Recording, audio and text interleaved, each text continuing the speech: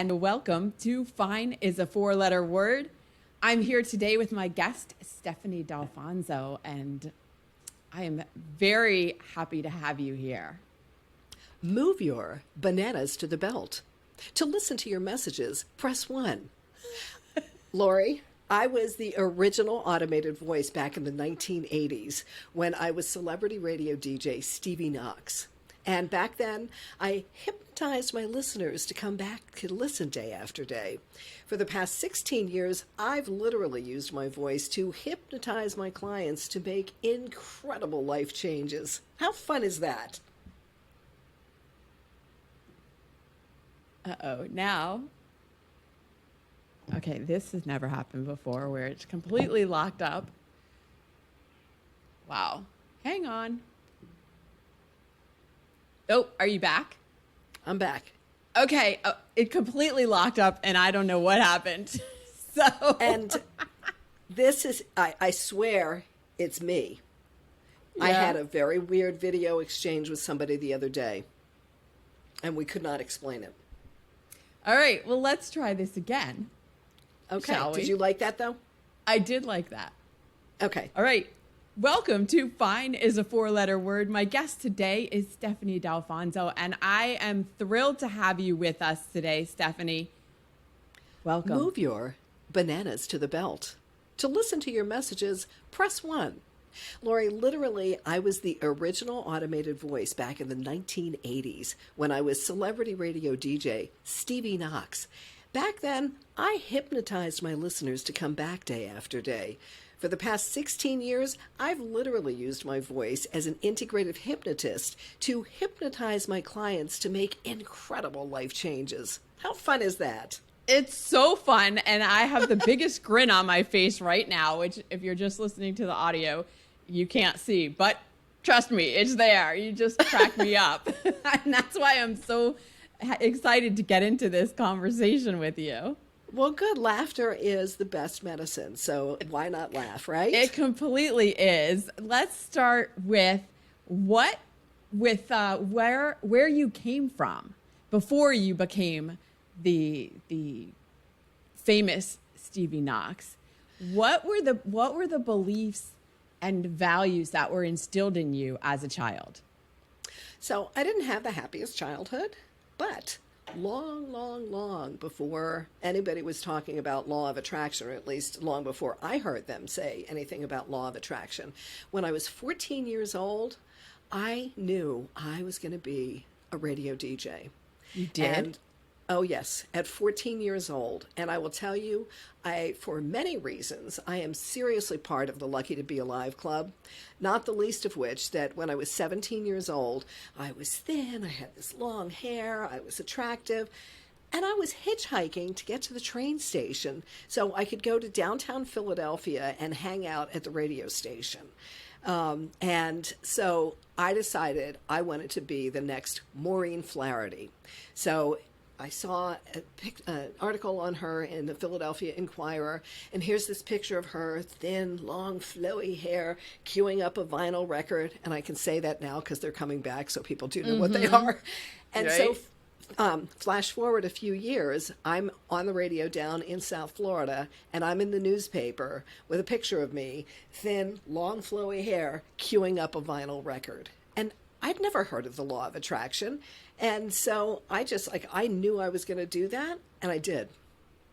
That's amazing. But how did you, what were there values that were instilled in you as you were growing up that gave you the incentive to picture yourself doing that? Or what was it that? It's a really good question because I've never really delved into this, but it was not that I had, good values instilled in me. It was radio for me was my escape, right? Again, a dysfunctional family, and the radio was like Calgon, take me away. And so, and then I never, nobody said, oh yeah, you can do this, you can do this. I was just I never saw anything in my way. I was able to do an internship in my senior year of high school at one of the radio stations. And then I was able to talk myself into being hired as the receptionist. And I was not equipped. I was not equipped. I was not taught like how to be a good employee. I had no secretarial skills. So I ended up getting fired from that job, and I went and got my job as a secretary at another radio station. And I was told, well, you don't start on the radio in Philadelphia.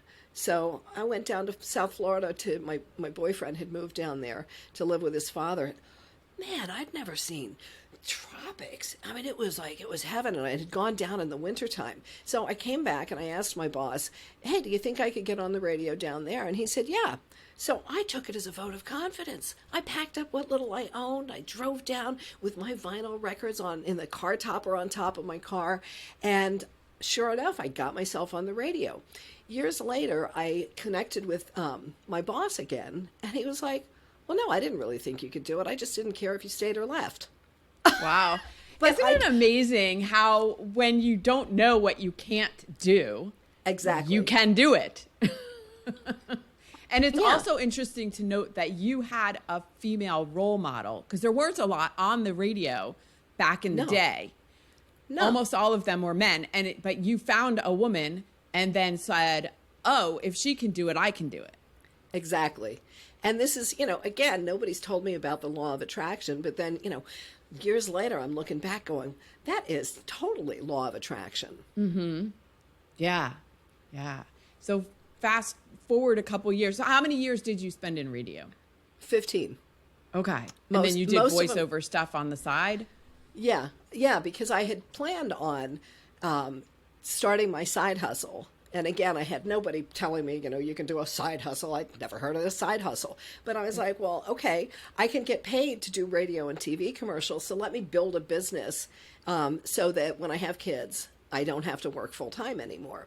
And then circumstances as they were, I ended up not being able to do that. I had to go back to work full time, but I still had this side hustle going. I did radio and TV commercials, and that's when I did this first automated voice. And who could have known? We had no idea where this technology was going. Mm-hmm. And here we are all these years later, and I think, wow, I was really like ahead of the curve there. Yeah. How did you get that gig? It was just, this guy who I did voiceover work for said, can you do this? And so, it's pretty much the same thing as a commercial. It's just literally I'm in the studio saying, move your, and then I'm going down the list alphabetically. Avocados, asparagus, bananas, cantaloupe. Stephanie, every time I go to the grocery store now, I'm going to think of you. I know. I love it. Every time, because I do the self-checkout because it's just faster. Right. Right. But do you know how many people don't do the self-checkout? I've had so many people who are like, all right, I get the messages, but what's this move your banana to the belt? Huh. That's interesting. Well, that's just as well, because then it keeps the line shorter for me. Yeah, there you go. So how long, so you were in South Florida. Is that where you met your husband? Yes. He actually hired me. We are you're not supposed to have a relationship with somebody who's under you, but well, it happened. All the time. We are about to hit our 37th anniversary. Oh my gosh. Congratulations. Something worked. Thank you. I guess so. Yeah. Yeah. So tell me some of that story. I mean, you told me, but share it with our listeners. Of which how part? Once you got, how to back up. You can cut this part out too, Greg. Okay. So, how long did you stay in radio for after you got married? Because then you started having a family, and you said then you had to go back and work full time. Yeah. So I stayed in radio. I look back now and think, okay, I would probably do that differently. But when we got married, radio was and is a very transient industry. And I said, okay, my career will follow yours. And so, okay, we ended up in Portland, Oregon, which is where I did my last show. And that was doing the morning show.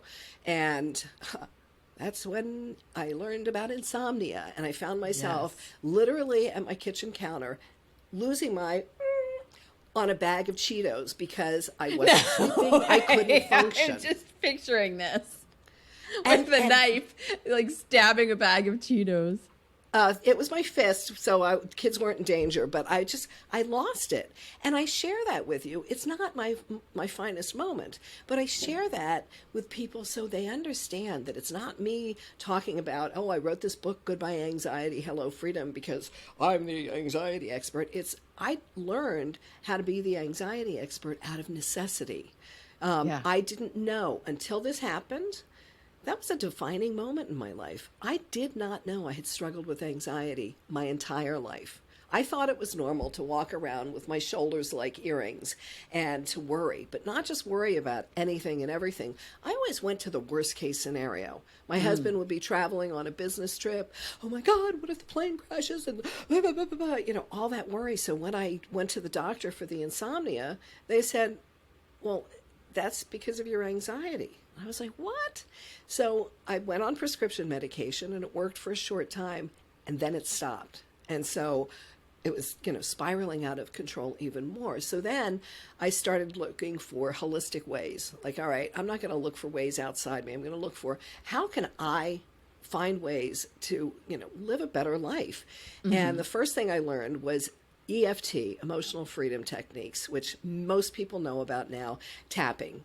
But this was back in the mid-90s. I now am a stay-at-home mom, and I'm saying, oh my gosh, you know what? I learned this new tapping technique, and people's eyes are glazing over like, okay. So I'm done with my last radio job. I've learned the EFT. We moved cross-country to Connecticut, where we are now, and I had two choices as far as my career. I could work for the local station for minimum wage. Mm-hmm. I had much too big an ego to do that. Like that was well, you had been to bigger places, right? Why would you do that? So, yeah, right. Well, but the other choice was I'm about 2 hours outside New York City. Oh, but then if I did that, somebody else would be raising my kids. So I said, all right, I'll stay home. Well, then we found out my husband went into liver failure and needed a liver transplant, or he was going to die. Okay, now what? All right, yeah. Now what? There was a really serious chance that he was going to die. And how was I going to raise these kids now? So, how old were they at that time? Oh, they were young. They were still early elementary school. Okay. Actually, I think my daughter, they were both still in elementary school. I don't remember the grades. So I was like, okay, what do I do? This is in the early 2000s, like 2001, and still the internet was pretty new technology. But I found out I could go to school to be a life coach over the internet. And so I was like, oh, okay, so I can do that and then just occasional in-persons. And then I started noticing that Gary Craig, the founder of EFT, in his newsletters would talk about these practitioners who were doing EFT and they were doing hypnosis. And I was like, I think I need to go look into hypnosis. This is pretty cool stuff. So I looked, and the trainings I found in Connecticut were 2 days. Like, go to 2 days school and you're a certified hypnotist. Hypnotherapist. And I was like, what? 2 days? No, I don't think so. So I followed my intuition, which again, like my, the law of attraction, I didn't really know about my intuition at that point, but I had a little nudge to go check out this woman in New York City. And that was the best thing I could have ever done, because on that first day, she's brilliant. Anybody I've trained with since then can't hold a candle to her. And the first day, Lori, I felt like the skies opened, the heavens were singing, and because I really felt in my heart, it was like, this is what I've been called to do. Mm-hmm. And so before that was over, yes, it's like nothing else. And before the course was over, she couldn't believe I had rented an office. I had a website, which, that was big back then. Sure. I had brochures and business cards. I was just like full on, let's go. And I knew it. I knew it in the depths of my soul. That is when you're on the right path, which you felt from when you first met her. And then you didn't question anything of any of the other downloads you were getting, any of the other inspired action you were taking. You were all in. Napoleon Hill talks about in his book, Think and Grow Rich, about the burning desire and being fully committed. And that's when the heavens, heaven and earth, the whatever, the universe starts moving in your favor, is when you are all in, fully committed. This is what I'm doing. Even when it's scary, although it sounds like it maybe wasn't that scary for you because you just had this feeling like I'm doing this. But even then, sometimes it still feels scary. At the beginning, it didn't. I just was like, same thing with the radio. It was just like, okay, I'm going to do this. And I knew I was going to do it and let nothing come in my way. Then, as I got into doing this, and I'm witnessing miracles, Lori. Like, I'm like witnessing miracles. You mean in your clients? Uh-huh. Yeah. Yeah. Okay. I mean, to see these miracles happen, then I started getting imposter syndrome because like, all right, wait, did I really help them do that? And I know your listeners can't see this, but I don't know if I showed you this the other day, Lori. This is a picture. I'm showing a picture of Sarah skydiving out of an airplane. Oh, yeah. And she came to me for her crippling fear of flying. Now she's skydiving. The whole trajectory of her life changed at 19 years old when she came to me for this crippling fear of flying. She went on to build a very successful business as the 5-foot traveler. You can go to her website and see on her homepage, it said, I had a crippling fear of flying. And so that is like one of the most powerful things I can share with you and your listeners is that's what's possible, right? So I'm witnessing these miracles and I'm thinking, wait, was that me? Like, did I really do that?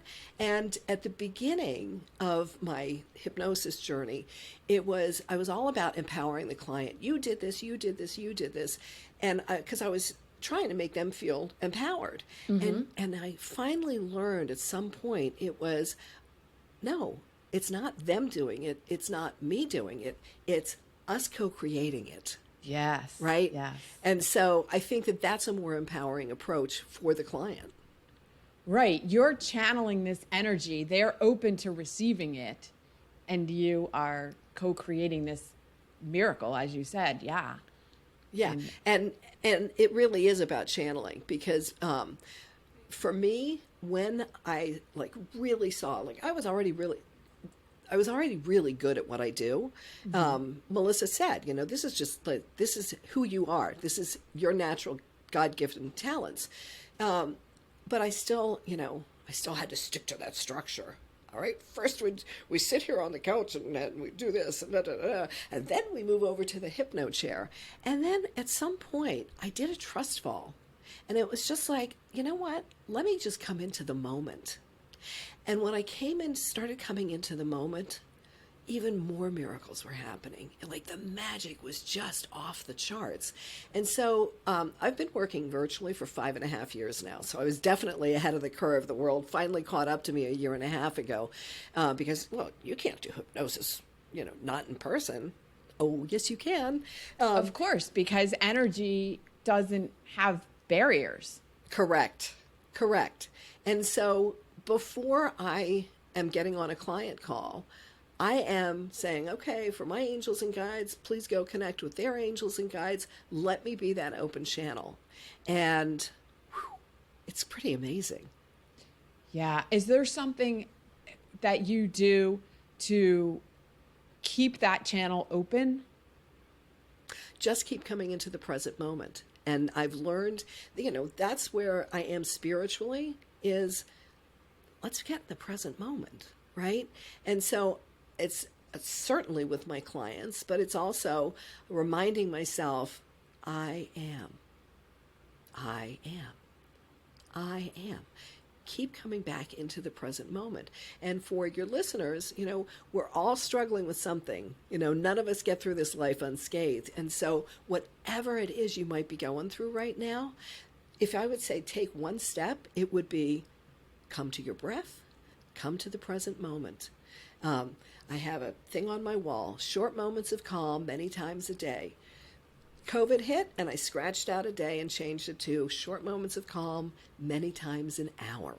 Because when we can interrupt the stress patterns, and I think collectively for 1.5 years now, globally, we've all had our foot pressed down as hard as we can on the accelerator, and we have to let up at points. Yeah, I think one of the questions that might be going through my listeners' heads as it's going through mine is, you talked about having anxiety, and now you're completely an open channel. Connect those dots for me. That's a fabulous question. So when I was living in anxiety and not knowing it, it's almost like there was like an electric charge always running in the background. And as I have gone, once I was always a spiritual seeker, and I just hadn't found where I could land yet. And then somebody that I met in the hypnosis training helped open up some other avenues for me. And so I've learned about getting present in my life. I'm also a devout yogi. I'm a yoga teacher that doesn't teach yoga. I wanted to learn it to deepen my practice. But it is so important to come into the present moment, because I think it was Lao Tzu said centuries ago, anxiety is worrying about what's in the future. Depression is mulling over what's in the past.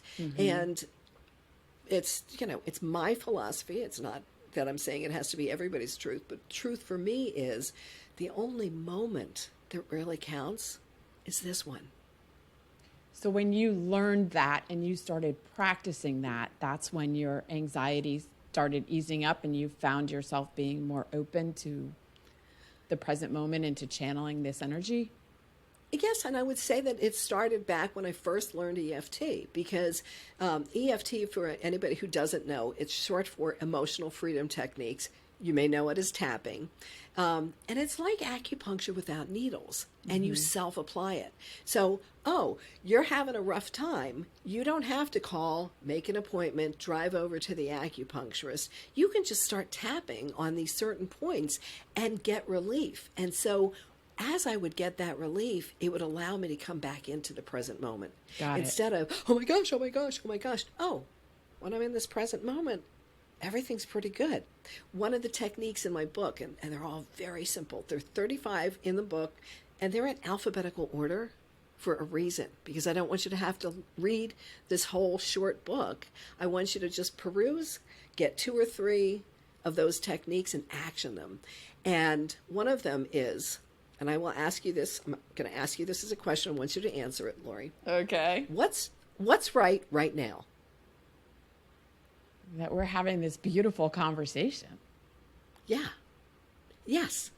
And so literally we can make that into a practice. We can make that into a game if we have small children. Okay, what's right now? Because in this moment, everything's right. And I'll tell you a funny little backstory to that was shortly before I was about to publish my book, I went to another author's book signing, and I didn't know what her book was about. I just knew, wanted to have the conversation. And she had us do this exercise of what's not wrong. Now, as a hypnotist and a neurolinguistic programmer, I'm always paying attention to our language, because what we say matters. Well, little known fact, our subconscious mind deletes the negatives. Right. So if you tell your child, don't touch the hot stove, they touch the hot stove and you're like, why? It's because what they heard and processed was touch the hot stove. So she's got us doing this practice and I'm like, what's not wrong? You're cueing what's wrong. So I go home and I find out from Amazon that I need a couple more pages in my book to be able to print the spine of my book. Yes, so you need 100 pages, I believe. Right. I did not know that. And I think I needed 2 more pages. So, bing! What's right now? And so I encourage people to do that. If you buddy up with a friend and say, all right, let's start playing this what's right now game. Because in this moment, everything's right. Yes. Right? When we can tune out all of the noise of what's going on around us and focus on, hey, I'm sitting here having a lovely conversation with my new friend, Lori, and I have a fan blowing on me because I don't have AC in this room, but I have that nice fan blowing on me. I know I have a pantry full of food. I know my husband and I and our kids are healthy and safe. It then leads you into some interesting stuff where the act of looking for gratitude drops your cortisol stress hormones by 23%. Yeah. 23%. That's just looking for something to be grateful for. When you go to the feeling place, not the thinking place, but the feeling place of gratitude, it makes your body produce dopamine and serotonin, which are the happy hormones.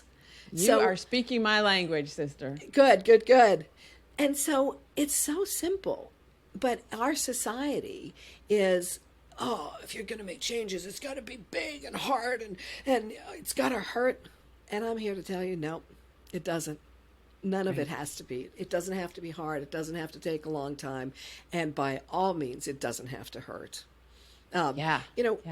We all have experienced traumas in life, whether they're big T traumas and we can, automatically know what those are, or small T traumas.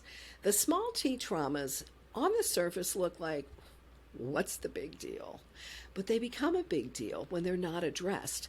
Are you familiar with the ACEs, Adverse Childhood Experiences? I'm not. Oh my gosh. I was absolutely thrilled that 3 days before my book published, where I talk about ACEs or Adverse Childhood Experiences study, Oprah was on 60 Minutes talking about this. Perfect timing. 17,000 people were in this research study. It was by Kaiser Permanente, which is a healthcare company, and the CDC, Centers for Disease Control. 17,000 is a robust study, right? So this is not just some fly-by-night. It was done in the 1990s, but it didn't come to light till a couple of years ago. And it's mind-blowing. You and your listeners can go just do a Google search for ACE quiz. And it's 10 simple questions. Did you experience this before the age of 10? And it talks about, abuse, your mother being abused, loss of a parent to death or incarceration. This is not one you want to score high on, right? But overachiever that I am, I scored very high on it. Wow. And okay. The higher you score on this quiz, the direct correlation to dis-ease later in your life. Heart disease, obesity, depression, suicide attempts, addiction. So, okay, you score high here, this is going to happen. What I'm here to tell you is you can circumvent it and you can heal that trauma. So sometimes, I'm thinking about many clients with fear of highway driving. And many times, it's a very common thing to me is, first of all, they think they're alone. They don't know how many people have a fear of highway driving. But then it many times turns out to be maybe they're 5 years old and they're in the back seat of the car and dad's driving and has a panic attack and has to pull over and mom has to change seats with him and drive. And so that happens at 5 years old and it looks like, what's the big deal, right? Then there are similar situations throughout life that makes that get stronger and stronger and stronger until it's so big that I have to do something about it.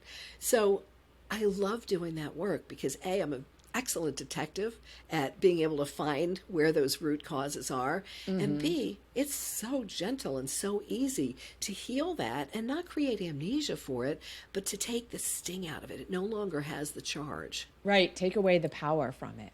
Yes, exactly. Yeah. Now, because this podcast is called Fine is a 4-letter word, there was a time in your life when everything was fine and you were telling everybody it was fine and it wasn't fine. Yeah, no, it wasn't fine. Oh yeah.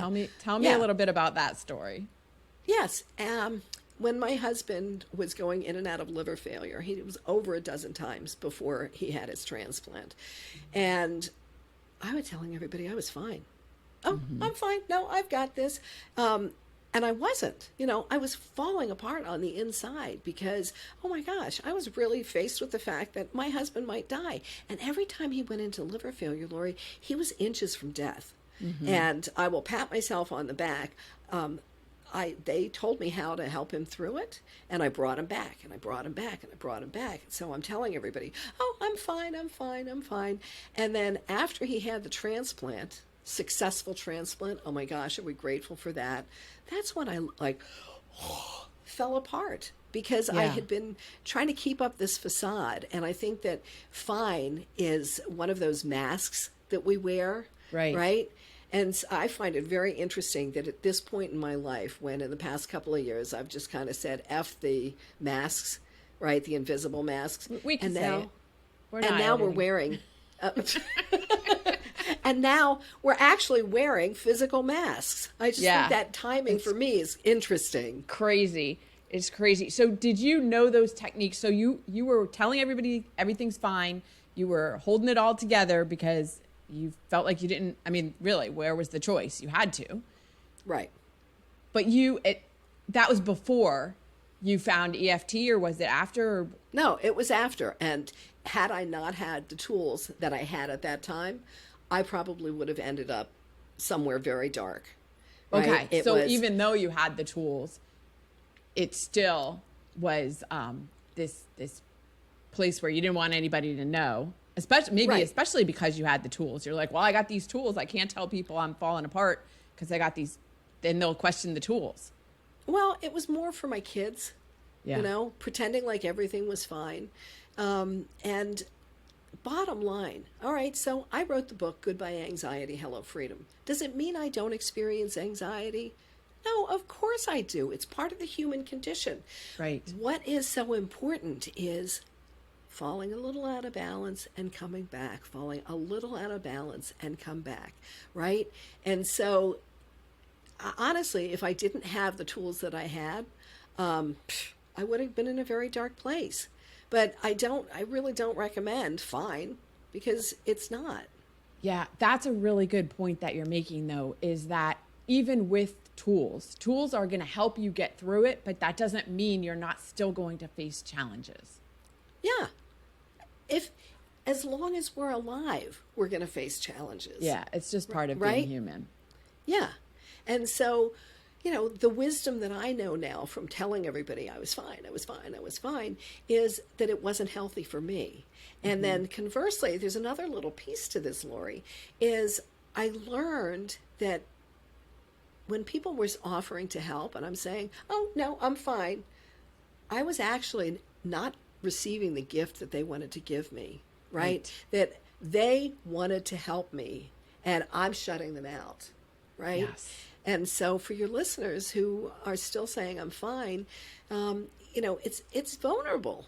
It's vulnerable to say, hey, I'm not fine. But it depends on who you're with, who your audience is, of, do you tell somebody you don't know, no, I'm not fine, I'm falling apart inside? No. Do you tell your best friend, you know what, I'm having a struggle? You're giving your friend a gift too by letting them gift you their friendship and their help. Yeah, I just came to my mind right now is that line from Jerry Maguire. Let me help me to help you. Yes. Yep. Bingo. Yeah. But you're right. It is a gift that you give somebody to allow them to help, because think of when you've offered help before and been pushed away. You genuinely want to help, otherwise you probably wouldn't be asking. Right. And because you don't want to see your friend suffering. And it's the same way, sometimes my friend Christine says to me, be nice to my friend, which she's telling me to be nice to myself, so that's a good friend. That's a great friend. She is. But be nice to your friends. Want you to be nice to their friend, who is yourself. Yeah, I love that. Yeah. Before we wrap up today, because we've gotten through so much amazing wisdom, I really appreciate your being here.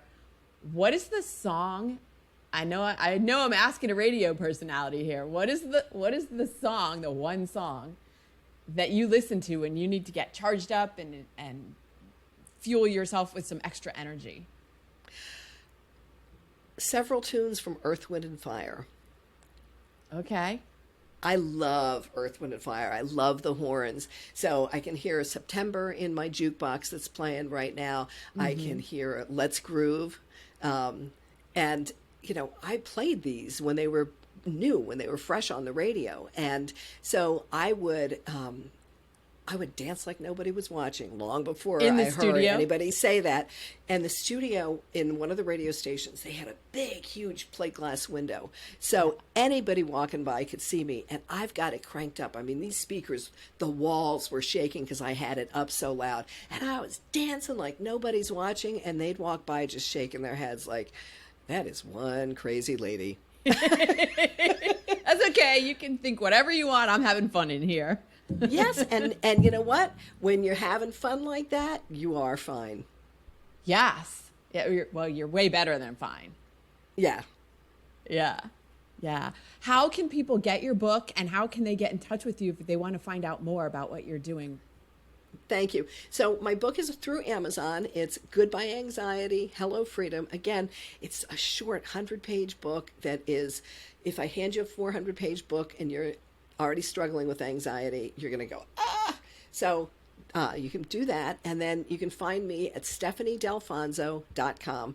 I know you'll put that in the show notes so they figure out how to spell it. And you can go to my website and get 5 of the techniques from the book for free. Just put your email in and you automatically get the download. Because I don't want to overload you with, all right, learn these 35 techniques. It's learn a couple, but the real key that I want people to take away is it can't become self-help, shelf-help. All that stuff that we've bought over the years and we stuck up on the shelf and our lives didn't change. I'm telling you, simple shifts are what create lasting change. And this is the way to do it. Yes. Thank you so much for joining me today on Fine is the 4-letter word. Lori, I am so happy to have this conversation, but even more importantly, I'm so happy to have you as a new friend. You're awesome. Thank you.